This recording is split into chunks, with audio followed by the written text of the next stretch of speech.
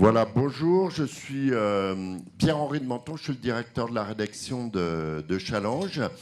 Je vous présente en deux petits mots nos trois, notre patronne et nos deux patrons.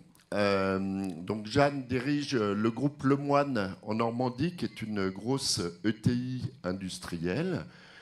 Adam est le patron de Grant Thornton, donc un groupe international d'audit et de conseil dont il dirige les activités françaises. Et Alexandre a créé sa boîte il y a une quinzaine d'années qui s'appelle Mr. Temp, qui est une plateforme de travail temporaire et d'intérim. Les deux, ou je ne sais pas si c'est tout à fait la même chose. Donc, c'est eux qui vont attaquer ce sommet avec, vous connaissez la formule, vous l'avez vu dans le programme, donc un dialogue avec un politique de Orange. Je vais avoir le plaisir de l'accueillir, Bruno Retailleau, donc président de LR, ministre, ex-ministre, et depuis quelques jours qui est revenu au Sénat. Alors, bienvenue d'abord.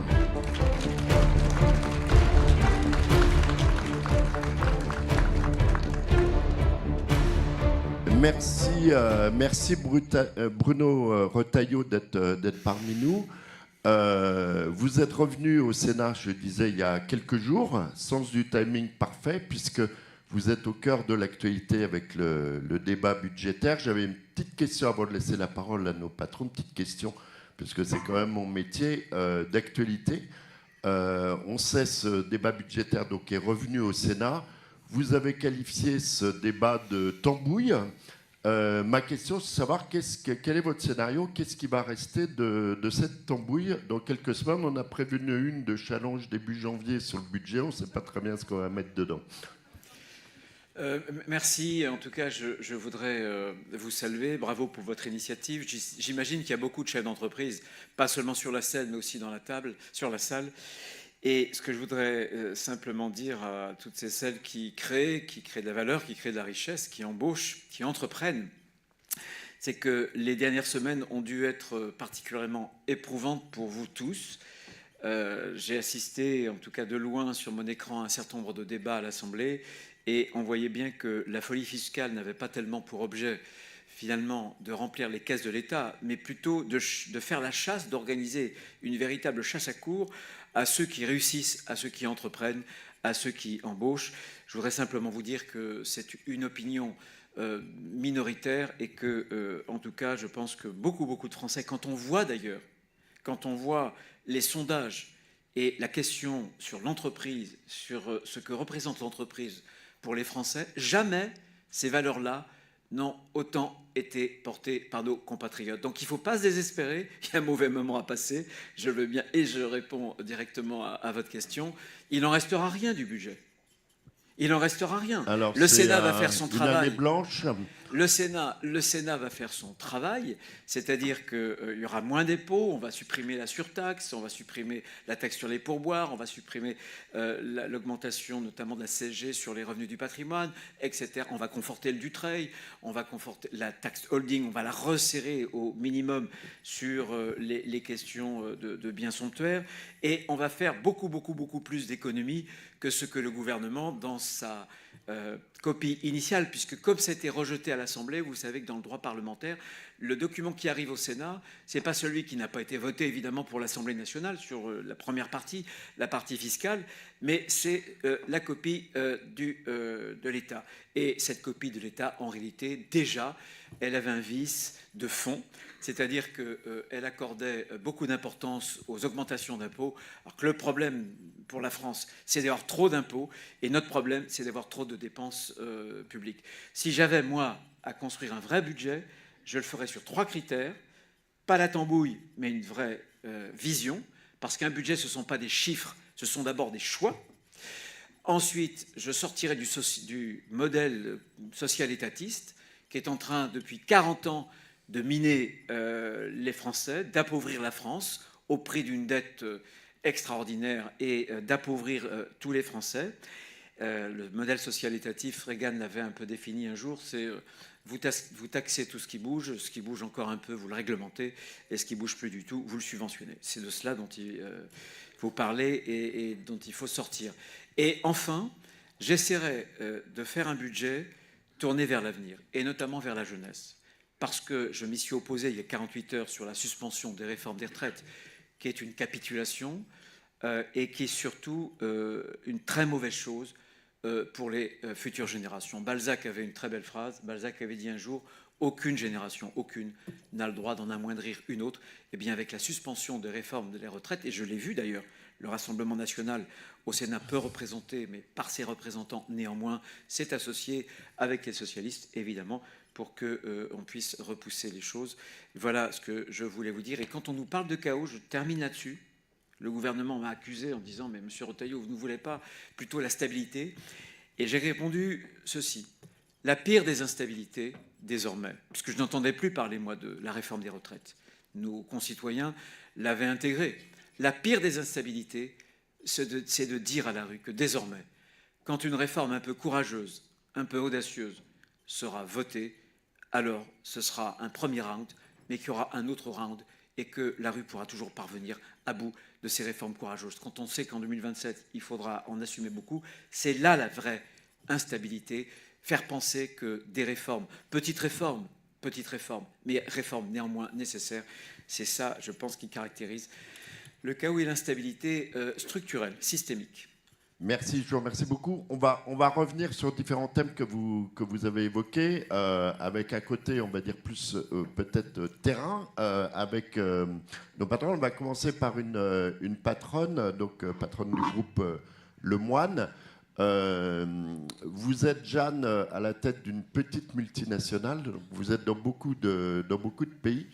Donc vous avez une place de choix pour voir un petit peu le match de la compétitivité entre la France et d'autres pays.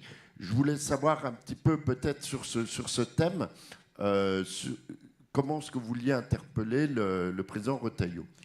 Mais le président Retailleau tout à l'heure parlait justement de ces entreprises qui créent la valeur, qui créent l'emploi.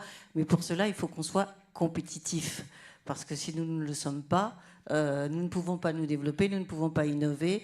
Et en conséquence, pas de croissance, pas de développement. Et notre économie française peut en souffrir terriblement.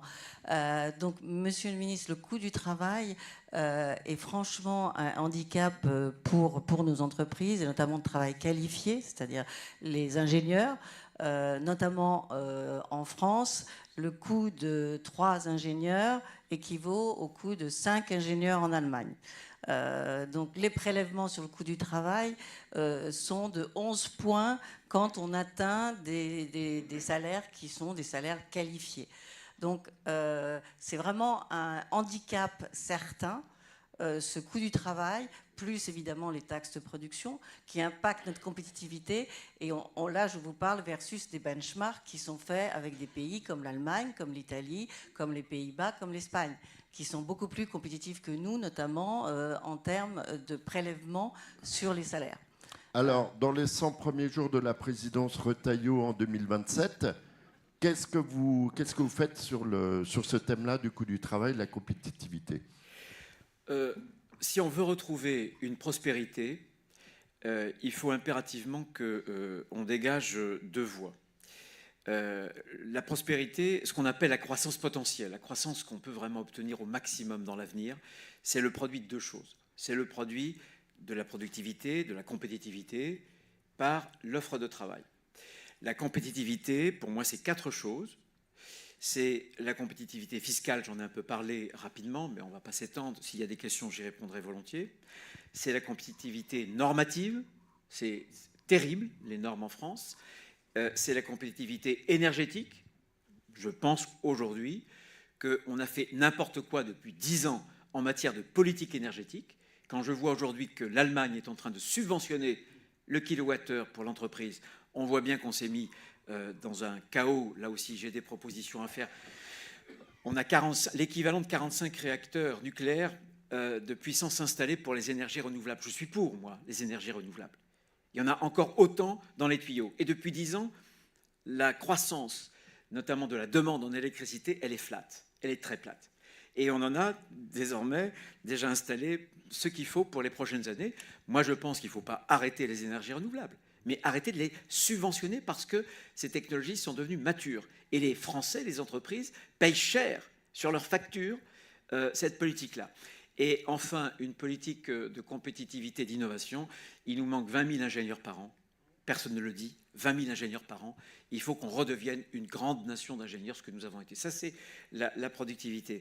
Et sur le travail, c'est la quantité de travail et c'est le coût du travail.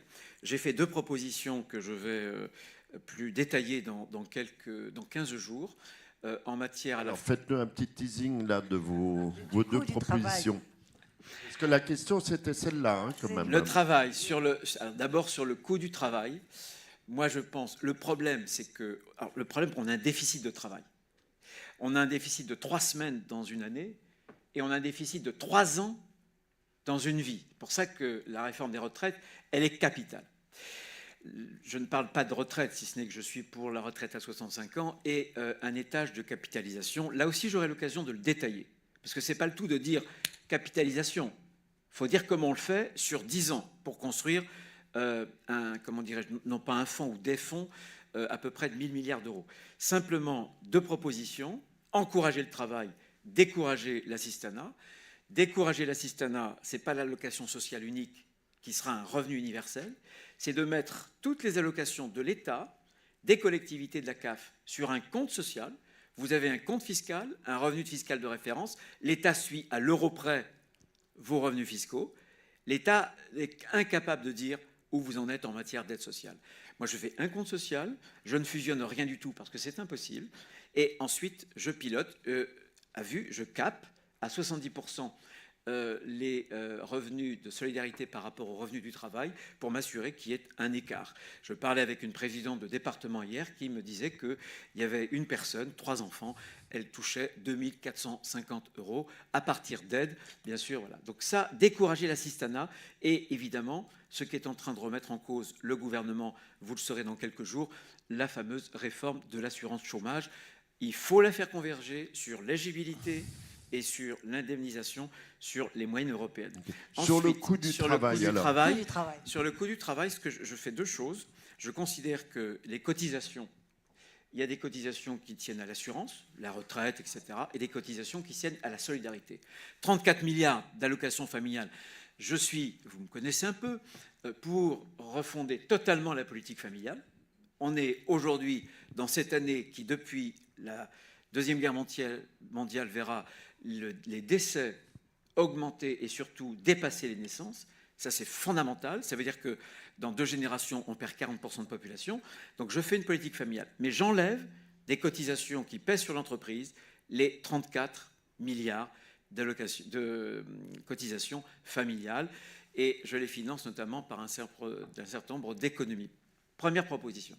Deuxième proposition, pour encourager le travail du côté du salarié et du côté de l'employeur, je fais un seuil libératoire. Je sors des 35 heures. 35 heures, c'est 1607 heures. Je vais au moins jusqu'à, c'est-à-dire 2 jours de plus, c'est-à-dire 1623 heures, mais on peut faire 1630, ce sera une négociation. Et je considère qu'en dessous de ce seuil libératoire, 1620, 1630, chacun a payé son dû, il paye les cotisations, l'entreprise, le salarié. Mais au-delà de ce seuil, on bascule. Pour l'entreprise et le salarié. Et le salarié travaille pour lui. 0 cotisation pour le salarié, 0 cotisation pour l'entreprise. Et vous réconciliez enfin la compétitivité d'un côté et le pouvoir d'achat de l'autre côté. C'est mieux que la défiscalisation des heures supplémentaires. Les PME aujourd'hui contingentent les heures supplémentaires. Et c'est pour ça qu'il n'y a que 104 heures supplémentaires par Français qui les pratiquent, parce que les entreprises, parce que c'est trop cher. Et je pense que par ce moyen-là, on retrouve de l'air et on change là encore de cadre. Merci beaucoup. Vous avez parlé dans votre mini-déclaration de politique générale de l'enfer normatif. Ce n'était pas tout à fait le terme que vous avez utilisé, mais... Et j'aurais voulu faire rebondir Adam Nicole là-dessus, puisque vous, dans vos métiers d'audit et de conseil, vous faites beaucoup de compliance, etc., de suivi normatif. Il y en a beaucoup, surtout dans vos métiers d'audit. Et je voulais savoir un peu, vous, quelle était votre réaction par rapport aux différents programmes, aux discours qu'on entend, parce qu'il y a une espèce de consensus qui se dégage dans la classe politique en disant, bien sûr, il faut en finir avec la bureaucratie, en particulier à droite. Donc je voulais savoir un petit peu, avoir à la fois votre témoignage et les propositions que vous pouviez faire pour interpeller Bruno Retailleau. Oui, bien sûr, et merci, bonjour à tous, et merci pour l'opportunité de parler ce matin. Donc déjà, effectivement, on parle de la normalisation, de côté réglementaire, de toute la complexité administrative pour les entreprises. Effectivement, ces dernières semaines, ces derniers mois ont juste montré à quel point on est incapable de prendre des décisions qui vont dans le sens de l'économie, dans le sens du soutien des entreprises, que ce soit des PME, des ETI, des grandes entreprises. Et ce que moi, je reproche aujourd'hui à nos politiques, c'est que la seule réponse qu'on apporte, c'est de complexifier. À chaque fois, on instaure une modification, une évolution, un allègement de texte ou un allègement de taxes, de cotisations sociales. C'est jamais simplement un allègement. Là, vous venez de citer une économie de 34 milliards en supprimant les allocations familiales. Oui, mais j'en ai la conviction, c'est même la certitude, quand cela viendra, il faudra passer par une dizaine de formulaires, par des contrats spécifiques, par des aménagements de bulletins de paye que personne ne pourra faire. Et en plus, si on parle vrai, 3 ans plus tard, l'entreprise se prendra un contrôle par les URSSAF, par l'administration fiscale, on remettra en cause ce qui a été fait, et puis l'entreprise finalement se retrouvera avec une note. Je parle vrai, hein. C'est exactement comme ça, c'est exactement que vous voyez, vous le voyez, Jeanne. Adam, dans son métier, est quand même confronté à beaucoup de clients entrepreneurs qui sont confrontés à ça. Et c'est un discours qu'on entend beaucoup, effectivement. Donc nous qui sommes extrêmement exposés à un milieu international, forcément, on a beaucoup d'entreprises qui investissent en France. Il y a un ralentissement certain actuel, compte tenu des incertitudes politiques, compte tenu de la situation budgétaire et compte tenu de la complexité, franchement, pour installer une entreprise en France. Et donc, ma question, c'est, vous avez cité là des économies pour pouvoir justement permettre d'alléger un certain nombre de cotisations, de diminuer le coût du travail, mais clairement des économies, d'une part, on voit bien qu'on est difficilement capable de les mettre en œuvre, et d'autre part, qu'est-ce que vous proposez concrètement et qu'est-ce que vous proposez en termes de simplification pour mener ces économies ? Voilà, et moi je complète la question. Il y a un projet de loi sur la simplification qui s'est un peu perdu dans les limbes. Est-ce que vous avez des nouvelles de ce projet de loi ? Et deux, vous êtes parlementaire depuis un bout de temps. Qu'est-ce que vous répondez quand on vous dit effectivement le Parlement est devenu une usine à créer de la complexité, l'administration, mais aussi le législateur? Ici, au Collège des Bernardins, je réponds par l'abstinence textuelle. Alors, vous avez totalement raison. Vous savez, je suis vendéen. Donc moi, j'ai grandi. Je saluais Xavier Fontanet il y a quelques instants, qui était un grand directeur du groupe maintenant, qui est devenu mondial pour le plaisance, Beneteau à l'époque, qui est devenu Beneteau Janot. Mais moi, j'ai grandi parmi les chefs d'entreprise qui sont partis de rien. PME, ETI, vous les connaissez, Sodebo, Fleury-Michon, Beneteau, enfin, etc. Donc, c'est eux qui m'ont donné une forme de culture économique dont je constate que dans le milieu politique, et peut-être aussi chez nos compatriotes, elle est assez faible. Là où vous avez raison, c'est que vous faites une demande de crédit d'impôt recherche. J'en voyais un il y a quelques jours. Il me dit, écoute, Bruno, à chaque fois que je fais une demande, crédit impôt recherche, ça se termine par un contrôle fiscal. On marche sur la tête. Les propositions précises. Il y a 2 champs. Il y a le champ européen, personne n'en parle, mais je pense que, je parle même d'échec de l'Europe. C'est que l'Europe, elle a d'abord préféré la réglementation à l'innovation et le consommateur au producteur. On aurait pu parler de masques, etc. avec Jeanne, c'est un sujet qu'on connaît bien. Au moment du Covid, il fallait absolument implanter, pour avoir une souveraineté sur ces questions-là, des entreprises. Elles ont été implantées et beaucoup ont fait faillite et quelques-unes résistent encore. Donc sur l'Europe, 2 choses. 2 choses. 1, on arrête par exemple CS3D, CSRD. La délégation, il y a 15 jours, petite délégation menée par François-Xavier Bellamy, a réussi à obtenir un premier déverrouillage. Je le dis parce que personne n'a su. Ils n'ont pas assez, je trouve, communiqué.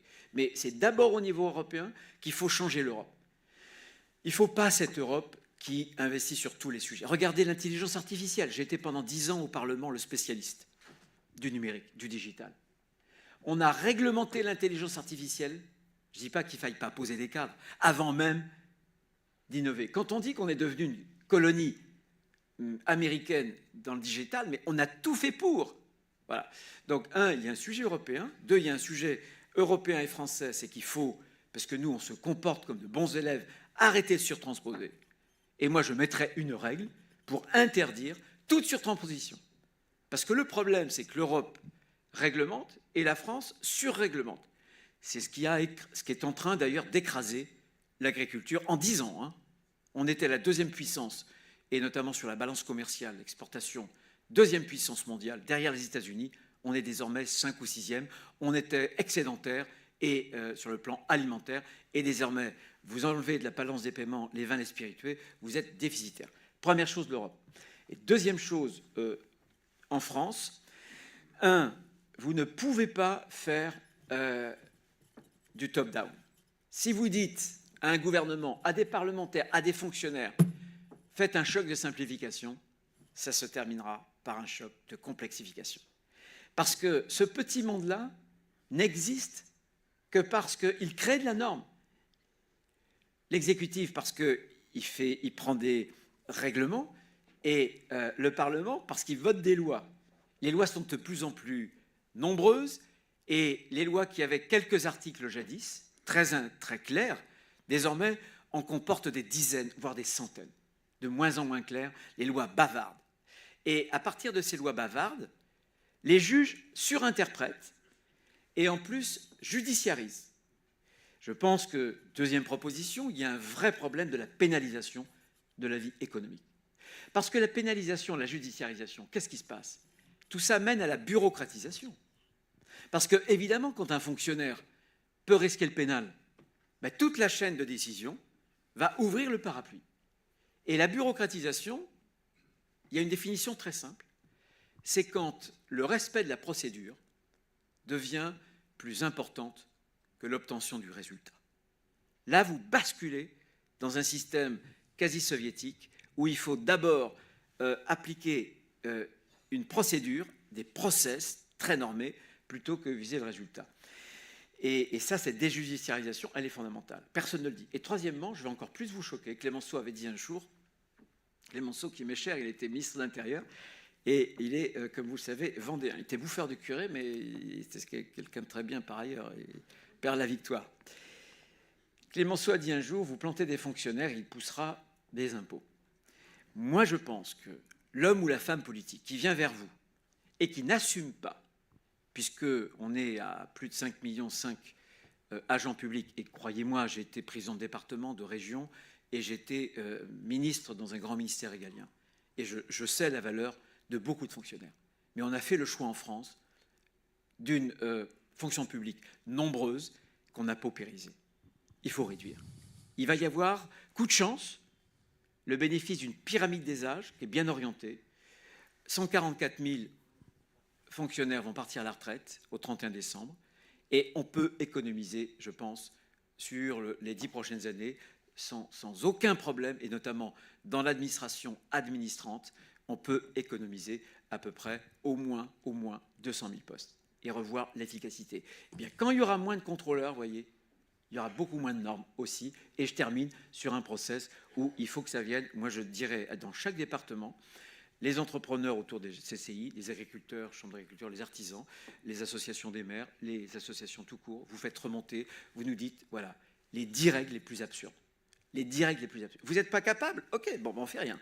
Mais c'est à vous, par département, je suis sûr que ça convergerait vers quelques règles, et c'est comme ça qu'on arrivera à défricher, à désherber cette forêt normative qui caractérise la France, mais qui est au-delà un esprit de déresponsabilité. Parce que la liste des interdits augmente au fur et à mesure que l'irresponsabilité grandit. Voilà, parce que la demande de protection, à un moment donné, c'est la demande de nouveaux interdits. Comprenez-le bien, c'est quelque chose de fondamental, au-delà de ce que je viens de dire des parlementaires ou des fonctionnaires. Merci. Voilà, alors Alexandre, de par votre job, votre entreprise, vous intéressez, vous êtes plongé au cœur du marché du travail. On a un petit peu parlé tout à l'heure. Je crois que vous aviez des petites questions et interrogations à ce sujet. Oui, effectivement, je vais parler d'un sujet sensible qui est celui de l'immigration. Moi, je vois au quotidien des entreprises qui souffrent de pénurie de talents. Et je pense secteurs comme la santé, l'industrie, effectivement, le domaine de la restauration, la collecte de déchets. Ce sont des secteurs qui ne tourneraient pas en pratique aujourd'hui sans avoir recours à une main-d'œuvre étrangère. Bon, ma question, elle est simple, hein, c'est quelle est la place qu'on peut laisser ou doit laisser à l'immigration de travail et comment pourrait-on l'encadrer? Bonne question. Et quand j'étais ministre de l'Intérieur, souvent j'ai dû répondre à cette question puisque j'avais complexifié dans une circulaire au préfet les règles notamment comment dirais-je, de réglementation et surtout de régularisation. Vous voyez que vous êtes capable de complexifier aussi. Ah non, mais attendez. Mesdames, Messieurs les chefs d'entreprise, vous me dites qu'il y a trop de cotisations. Si vous voulez continuer l'immigration, je le répète, qui aujourd'hui, dans les conditions où elle se fait, n'est pas une chance. Elle est supportée d'ailleurs par les Français les plus modestes, qui habitent dans des quartiers où ils n'ont pas les moyens d'avoir une forme de contournement résidentiel, au contact avec ce désordre migratoire et désordre sécuritaire. Je peux vous donner les statistiques. À Marseille, à Nantes, à Lyon, à Bordeaux, à Paris. À chaque fois, c'est plus de 60%. Écoutez-moi bien, de la délinquance de voie publique qui est le fait d'une immigration qu'on ne contrôle plus. Donc moi, je n'ai jamais été pour une immigration zéro. Je pense qu'accueillir dans des conditions où on ne peut plus correctement les accueillir et les intégrer, et à plus forte raison les assimiler, parce que des nouveaux venus, pour certains, ne veulent plus s'assimiler, 500 000, l'équivalent de la population de Lyon, c'est criminel. Parce que ça débouche, encore une fois, personne ne le dit ça. J'ai étudié de près sur le narcotrafic, c'est moi qui, il y a 2-3 ans, avais lancé, au Sénat d'ailleurs, la fameuse commission d'enquête sur le narcotrafic qui a débouché sur la loi. Mais quand on voit la DZ Mafia, ça veut dire DZ l'Algérie. Mais alors, moi, je suis à la tête d'un EHPAD, comment je fais pour embaucher des gens? Je réponds directement. Aujourd'hui, on a une immigration de peuplement. C'est ce que je reproche aux accords d'Algérie de 68. Il faut passer une immigration de travail. Je vous réponds très directement. Moi, j'ai refusé d'avoir des règles simples pour justement régulariser, et j'ai dit aux chefs d'entreprise, et j'ai dit au préfet, au moment où je vous parle, vous avez 420 000 étrangers, immigrés en situation régulière qui sont au chômage. Ils sont venus régulièrement, c'est-à-dire qu'ils ont attendu parfois des mois pour avoir des visas. 420 000. On a de l'argent, en veux-tu, en voilà, beaucoup trop d'ailleurs en matière de formation. Ça fait partie des choses sur lesquelles il faudra réduire la voilure. Et bien moi je dis que je ne veux pas que demain, il soit plus simple d'avoir une régularisation pour le travail en fraudant nos frontières la loi française que lorsque on applique la loi française. Donc je dis clairement la priorité est aux étrangers qui sont venus régulièrement sur le sol français et qui sont au chômage. Parce que si on envoie au monde entier le signal que venez, il n'y a pas de problème, vous serez régularisés, on est mort. Et après, vous viendrez nous reprocher qu'on a un modèle social qui pèse trop. Mais attendez, aujourd'hui, au moment où je vous parle, l'aide médicale d'État, qui concerne pratiquement 500 000 clandestins, aboutit au fait que ces gens qui ne cotisent pas ont des meilleurs taux de remboursement dentaire, etc., que des Français moyens ou de la classe populaire qui, eux, cotisent. Vous pensez qu'on pourra supporter ce dialogue-là et en tout cas ce discours longtemps? Vous savez, je termine là-dessus. J'adorais, au ministère de l'Intérieur, tous les mois, il y avait une réunion avec mes collègues ministres de l'Intérieur, des conseils européens qui nous réunissaient. Et autour de la table, il y avait 27 ministres de l'Intérieur. Il y en avait de droite, il y en avait de gauche. Des sociodémocrates et des conservateurs. De droite et de gauche. Ce qui était incroyable sur l'immigration, c'est que de temps en temps, je me faisais doubler par ma droite par des sociodémocrates danois, par exemple. Cette question-là, aujourd'hui, elle est très consensuelle en Europe. Elle est d'ailleurs très consensuelle en France. Toutes les études d'opinion que j'ai faites sur les propositions un peu choc que je faisais sur l'immigration, c'était pour la droite 80% et désormais très majoritaire sur la gauche, y compris dans l'électorat de M. Mélenchon. Donc je pense qu'il faut maintenant reprendre les rênes, avoir une immigration de travail. On a l'immigration la plus concentrée en Europe sur l'ère arabo-musulmane. Moi, mes efforts, j'ai signé par exemple un accord avec le Vietnam. Je pense qu'il nous faudrait une immigration d'origine asiatique pour diversifier nos sources, si j'ose dire, entre guillemets. Et par ailleurs, on a l'immigration la moins qualifiée. Et donc, elle ne participe pas à la création de richesses en solde net, mais elle coûte.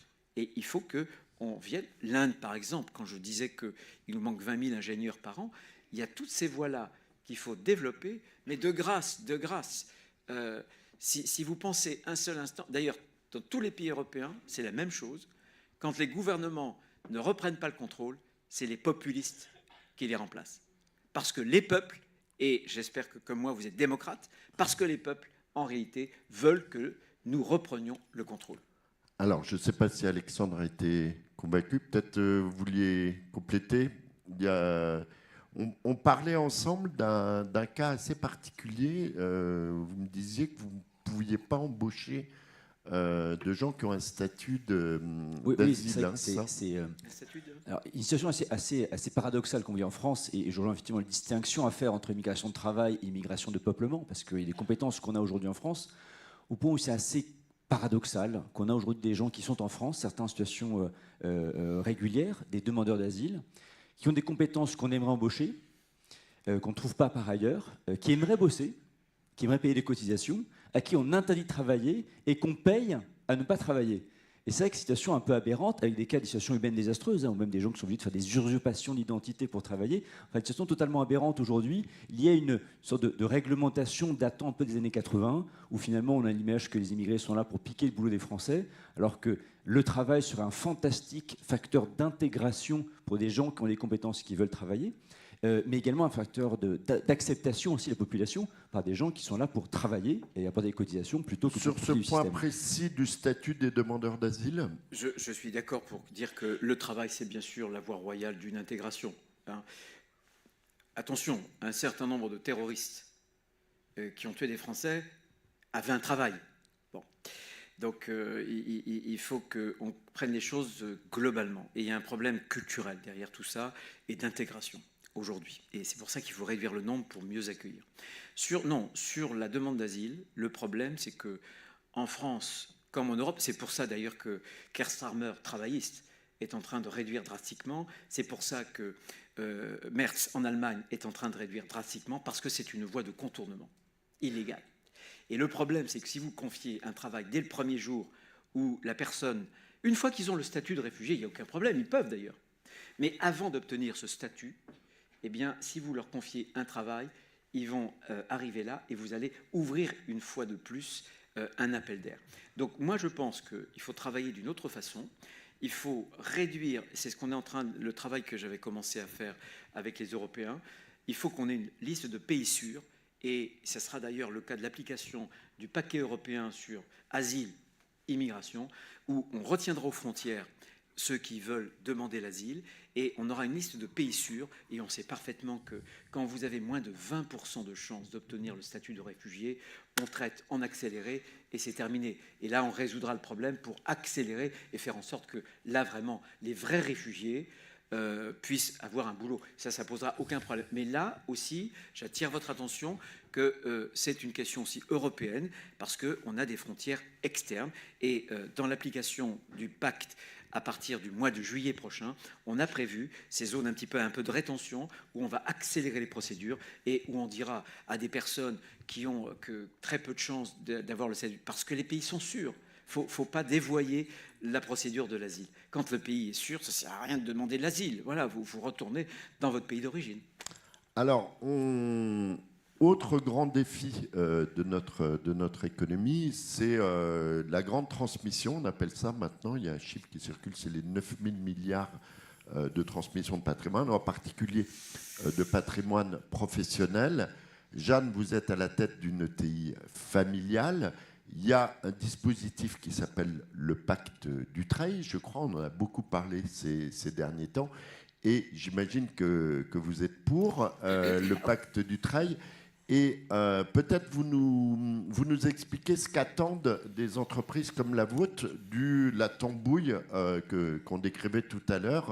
Est-ce que vous avez des craintes à ce sujet et des questions à poser à Bruno Retailleau? Je pense qu'aujourd'hui, les chefs d'entreprise de PME, TI familiales, en effet, ont de grosses craintes parce que la tambouille, elle a non seulement été à l'Assemblée nationale, mais au Sénat, avec un amendement défendu par l'Union centriste pour réduire l'assiette de l'exonération aux seuls biens nécessaires à l'activité professionnelle. Donc, quid de la trésorerie? Or, la trésorerie, elle est nécessaire à l'investissement, mais pas que. Elle est nécessaire aussi au paiement, parce que les gens pensent que ce pacte d'Utrecht, c'est cadeau. Non, c'est pas cadeau. Les entreprises payent la transmission via des résultats positifs, et il faut entre 6 à 10 ans pour constituer en trésorerie ce qui est nécessaire pour la génération. Je suis première génération créatrice. Mon fils, justement, a payé une soulte à sa sœur, puisque j'ai 2 enfants. Et dans ce cadre-là de pacte d'Utrecht que j'ai signé avec nos enfants, dans ce fait-là, bien aujourd'hui, si justement est appliqué, alors vous dites ça va être nettoyé, le Sénat n'a pas nettoyé, bon, on va voir ce qui va se passer à la CMP, mais qu'est-ce que vous allez faire, vous, pour sanctuariser le pacte d'Utrecht, permettre qu'en effet la pérennisation des entreprises, parce que sinon, si ça n'existe pas, on a réussi, grâce au pacte d'Utrecht, à passer de 4800 ETI à 6800 il y a quelques années, et on est toujours en train de grossir en PME de croissance et en ETI. Et ça, c'est ce qui fait vivre nos territoires, c'est l'écosystème local. Donc tout cela irrigue en emploi, en création de valeur, en emploi direct et indirect. Qu'est-ce que vous ferez pour sanctuariser et même voire améliorer ce pacte d'Utrecht afin de ne pas fragiliser l'économie? Parce que c'est tout un pan d'économie qu'on fragiliserait si on ne peut pas, en effet, pérenniser la transmission. Je vous réponds en 3 temps. Sur le pacte d'Utrecht d'abord, qui n'est pas un privilège. Sans le pacte d'Utrecht, moi, mon écosystème dans l'Ouest, j'avais fait, à la demande de François Fillon, Premier ministre à l'époque, un rapport important, je pense, sur les ETI. Les ETI, c'est le maillon faible de la chaîne française. On a énormément de PME, quelques millions, 2,5 millions ou 6, voilà. On a des grands groupes, et au milieu, il nous manque, y compris aujourd'hui, on a moins de 7000 ETI. Par rapport à l'Italie, par rapport à l'Allemagne, par rapport à la Grande-Bretagne, c'est le maillon faible. Bon. Et si nous n'avions pas de pacte d'Utrecht, c'est très clair, nos entreprises devraient vendre, et notamment vendraient à des fonds de pension, comme on n'a pas de retraite, pas de capitalisation, qui seraient d'abord étrangers notamment. Bon, c'est la première chose. Deuxième chose, je veux revenir un instant, parce que je pense que quand on doit réagir à l'actualité, on doit décrypter, on doit la déchiffrer. L'acharnement que certains ont mis, parfois ça a été à droite ou au centre, hein, vous avez raison, Jeanne, mais on va nettoyer, je veux vous dire. L'acharnement. On va nettoyer l'Union centriste. Non, mais on est dans une situation. Voilà, je vais essayer de parler pour l'avenir. Mais deuxièmement, la question de la transmission. Parce qu'on a bien vu, vous avez vu la dernière création des socialistes, qui est de faire un emprunt non rémunéré. Bon. L'idée, c'est que transmettre, c'est pas bien. Moi, ce qui caractérise ma droite, c'est l'idée de la transmission entre les générations. Parce que si on veut un cadre commun, si on veut faire encore nation demain, eh bien, il y a un lien invisible entre ceux d'aujourd'hui et ceux d'hier et ceux de demain. La transmission, c'est ce qui caractérise l'humain par rapport à l'animal. L'animal ne transmet pas. Et cette idée même de transmission est fondamentale. Tous les déconstructeurs depuis 1968 ont cherché justement à briser le pilier de la transmission. Ça, c'est révolutionnaire d'ailleurs, puisque la tabula rasa, la table rase, c'est une idée révolutionnaire. C'est la raison pour laquelle aujourd'hui, en France, qui a toujours une fascination pour ces idées-là, vous avez vu se déchaîner les uns et les autres, parfois un peu plus moins loin que la gauche, comme vous le disiez, sur la transmission. Troisième chose, nous avons déjà fait quelque chose. Quand j'étais président de groupe, nous avons voté une proposition de loi avec Claude Nougin où on réduisait à quasi néant les droits de succession en contrepartie d'un petit allongement de la durée de détention. Franchement, je pense que vous pouvez comprendre que l'idée, c'est... On a un problème constitutionnel, c'est difficile d'arriver à zéro. Mais je pense qu'on peut réduire bien en dessous de 25% les droits de succession à la contrepartie d'un capitalisme patient, lent. Il y a 3 capitalismes dans le monde. Il y a le capitalisme d'État chinois, russe, bon, très bien. Capitalisme plutôt financier anglo-saxon, où on voit bien le turnover des capitaux. Et il y a un capitalisme entrepreneurial et aussi parfois patrimonial et familial. Moi, dans mon projet, je veux impérativement aider celui-là. Et il y a d'autres idées que je présenterai, mais qui seraient au-delà du pacte, pour qu'on puisse créer une sorte de capitalisme populaire, pour que, voilà, un grand-père qui a eu des actions, ça ne se fait plus les actions EDF maintenant, puisse donner à ses enfants sans droit. En l'occurrence, ce n'était pas une bonne affaire, hein, les actions EDF. Hein. On est d'accord. Et pourquoi? Et par rapport à la politique énergétique scandaleuse qui s'est déployée depuis 15 ans en France, il y avait eu un pacte entre les écologistes à l'époque, Madame Duflot et François Hollande, un pacte politicien pour sacrifier le nucléaire sur l'autel des intérêts. Il est documenté, ce pacte politique. Hein. Donc on a mis en l'air, pour une période donnée, heureusement on est en train de se relever, le nucléaire français qui a pris un peu de retard. Alors, on va revenir à la politique aérienne, à la tambouille. Je voulais avoir le témoignage d'Adam Nicole. Vous êtes en contact quand même avec beaucoup de chefs d'entreprise de par votre métier. Vous êtes aussi dans un groupe multinational, donc vous êtes présent dans à peu près tous les pays du monde, j'imagine, Grant Thornton. Je voulais savoir quelle était la facture pour l'instant de tout ça, de ce chaos politique qu'on observe depuis quelques semaines, quelques mois maintenant. Et quand on entend le président Retailleau qui dit il n'y aura pas de budget, est-ce que c'est quand même, il ne restera rien du budget plutôt, est-ce que c'est quand même pas un poil inquiétant? Alors, je vais y répondre. Et puis, vous avez le droit, bien sûr, à une question aussi. Hein. Mais ça m'intéresserait d'entendre. Voilà. Parce que j'écoute attentivement et j'ai 2 observations sur lesquelles je vais revenir. Mais je vais d'abord répondre. Il est clair qu'aujourd'hui, ce qui est en train de se passer, on va le payer sur plusieurs années. Nous, concrètement, dans les projets que nous accompagnons, au cours de ces dernières semaines, on n'a jamais vu autant de projets abandonnés. Factuellement, des choses sur lesquelles nous nous sommes investis auprès de nos clients, auprès de nos partenaires, et puis qui finalement, dans cette instabilité, disent mais nous, la France, le fait de ne pas avoir de budget, ok, s'il n'y a pas de budget parce que nous n'arrivons pas à un accord, nous n'arrivons pas à mettre en place les choses, on peut considérer que début 2026, les choses vont changer, vont évoluer, et on arrivera à un consensus, mais le mal est déjà fait. Au cours de ces dernières semaines, le nombre de projets où finalement... Quand vous avez un groupe international a investi là où il y a des infrastructures, là où il y a une stabilité, là où il y a une main-d'œuvre qualifiée. Justement, on a parlé de la formation, là où il y a une sécurité. L'ensemble de ces facteurs, finalement, c'est une grille d'analyse. L'entreprise elle regarde et elle dit finalement, il y a la France, mais j'ai aussi l'Allemagne, j'ai l'Italie, j'ai la Pologne, j'ai d'autres pays qui peuvent être même en dehors de l'Europe. Et donc, clairement, une fois que le projet d'investissement est réorienté ailleurs, c'est perdu. C'est terminé. Un projet d'investissement dans une entreprise, c'est minimum 7 à 15 ans, justement, le temps d'investir, implanter, faire travailler, avoir un retour sur investissement. Donc ça, ces choses-là, c'est déjà en train de se réaliser, c'est déjà fait.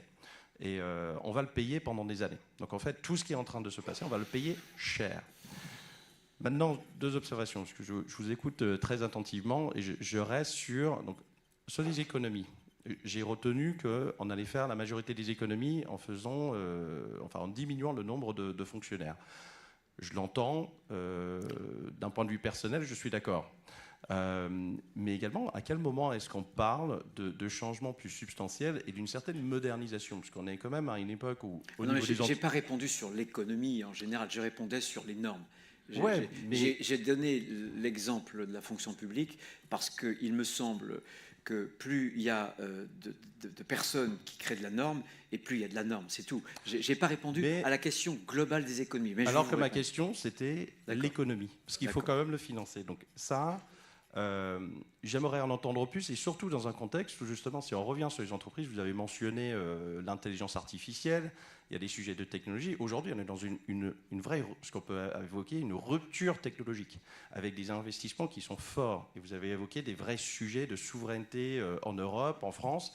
Mais à quel moment est-ce que l'État français va justement bénéficier, mettre en œuvre, changer et justement changer technologiquement sa façon de fonctionner? Ça, une observation. Et l'autre, puis je m'arrête, mais sujet lié sur la formation. J'ai entendu rapidement, vous avez dit qu'il y avait peut-être trop de budget de formation. Peut-être, je ne vais pas dire... Oui, continuez. Peut-être. Ce ne serait pas à moi de me prononcer sur le montant. Par contre, sur l'orientation de ce montant, parce qu'on a quand même des secteurs d'activité où on est en manque de main-d'œuvre qualifiée, et les personnes qui se trouvent dans une situation pérenne de chômage, de difficulté d'insertion, mais parce qu'on a toujours un dispositif qui est très mal aligné avec les besoins d'entreprise. Et je pense que, avant de parler de montant, il faut parler de comment. Totalement. Alors, on va retenir vos deux observations. Un sur comment on allie réduction des dépenses et investissement dans les secteurs d'avenir, et la formation. Je vous propose de commencer par le premier sujet. Assez rapidement, il nous reste 10 minutes.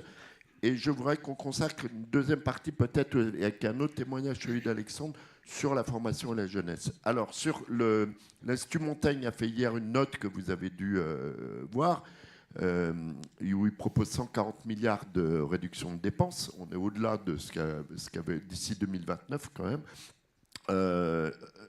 Avec ce qu'ils appellent le trilemme, c'est-à-dire qu'il faut réduire la dépense publique, il faut investir massivement dans la défense et les secteurs d'avenir, et il faut essayer de sauver ce qu'on peut sauver de notre système de protection sociale. Alors,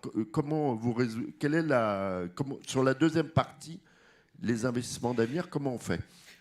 Alors, rapidement, je suis désolé, là, je vais vous... C'est minuté comme au Parlement. Je vais être rapide. Les économies concernent l'État et concernent le système social.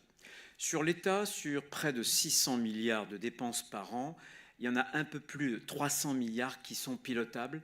Pourquoi? Parce que vous avez les pensions et vous avez la charge d'intérêt qui va atteindre dans 2 ans 100 milliards. Donc ça, vous ne le pilotez pas. Vous ne pouvez piloter que 300 milliards. Et sur l'État, ce que je propose très rapidement, j'ai parlé de la fonction publique. J'ai parlé du périmètre de l'État. Je pense que quand j'étais président de région, j'étais responsable notamment du transport scolaire, des collégiens, des lycées. Les cars, ce n'étaient pas des cars de la région, c'était des entreprises privées. Il faut par exemple que pour la gestion de son patrimoine, l'État gère très mal son patrimoine. Donc il faut délester l'État pour que l'État se recentre. Il faut changer la fonction publique. Pour moi, le statut, ça doit être le régalien, et sinon c'est le contrat pour que ce soit mobile. Et en plus, l'IA est en train de changer ces différentes professions.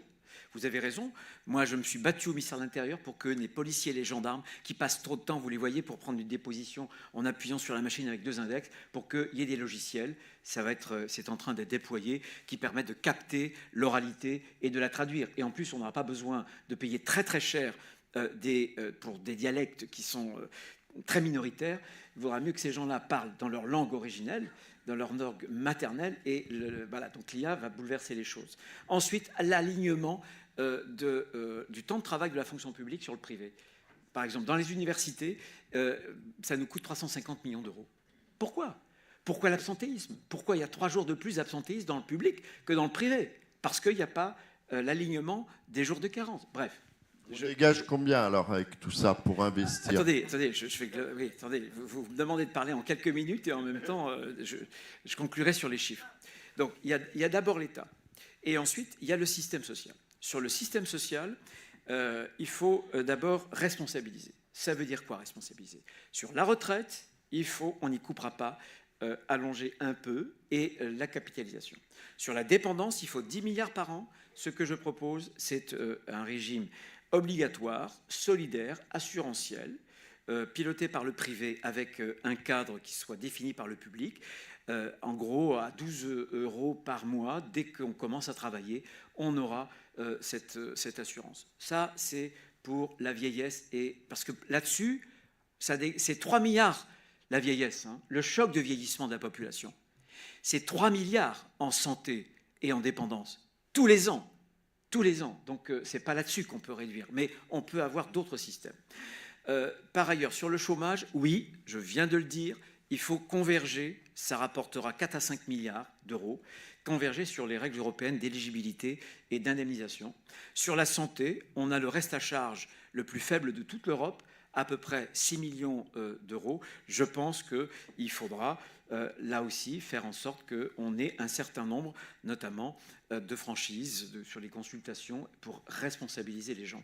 Et moi, j'ai vu la note de Montaigne, c'est 140. Il faut en réalité 120, mais comme la dépense évolue de 6 milliards tous les ans, il faut aussi, tous les ans, contraindre cette dérive naturelle, spontanée de la dépense de ces milliards.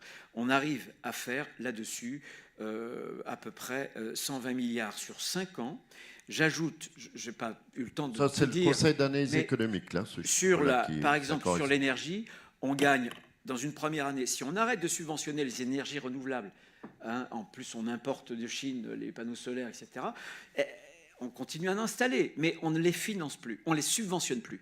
C'est 1 milliard la première année, et c'est très vite, au bout de 5 ans, pratiquement 10 milliards. Voilà. Et on met le paquet, bien sûr, sur le nucléaire. On allonge, comme ont fait les Américains. On a une technologie Westinghouse, c'est-à-dire américaine, De Gaulle ne s'était pas trompé. Et on allonge à 60 ans, etc. Et on fait un certain nombre... Et on ne duplique pas les réseaux. Parce que, évidemment, plus vous avez de parcs offshore, plus il faut installer les réseaux qui vont conduire les ions, l'électricité produite, alors que quand on rajoute des réacteurs nucléaires dans les sites qui sont actuellement existants, il n'y a pas besoin de faire des réseaux. Voilà, donc il faut bien sûr des énergies renouvelables. Je suis pour un mix. Voilà. Simplement, dites-vous bien qu'on a l'électricité la plus décarbonée au monde. La plus décarbonée au monde.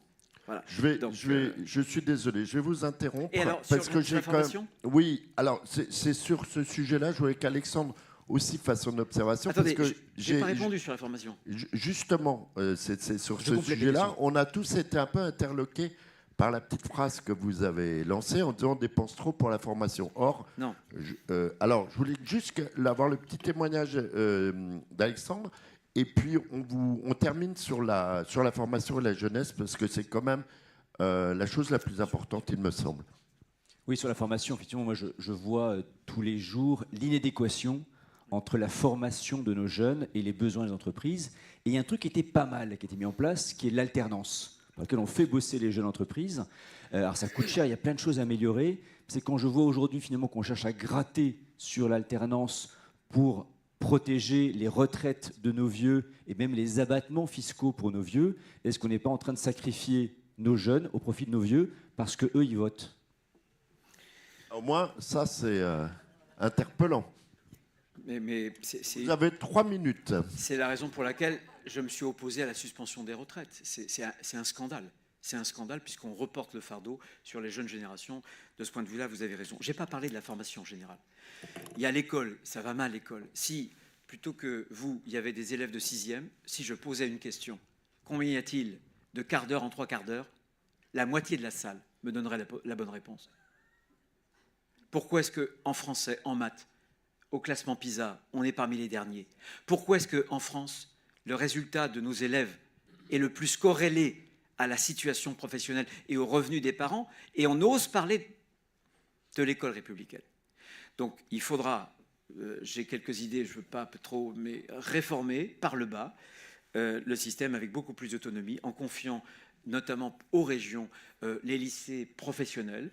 Donc la décentralisation. Sur l'alternance, moi j'avais mis le paquet quand j'étais président de région et on était la première région sur l'apprentissage. Je pense en réalité que les progrès de l'apprentissage ont concerné notamment les niveaux les plus élevés. Moi je pense qu'il faut, parce que les amis, on n'a plus de sous. Donc si on veut encourager l'alternance, on le fait du CAP, BEP jusqu'au bac pro. On concentre là-dessus parce que un élève de SCP, c'est génial qu'il soit alternant, d'accord? Mais on sait qu'il trouvera du boulot. Bon. Troisième chose, c'est les formations continues professionnelles. Moi, j'étais scandalisé et j'avais vu, quand, encore une fois, j'étais président de région, que les formations les plus longues, au moins 1000 heures, étaient celles qui inséraient le moins. Et les formations les plus courtes, celles qui avaient le plus grand taux d'insertion. Ce que moi j'avais fait, ce que je propose, c'est qu'il y ait un engagement.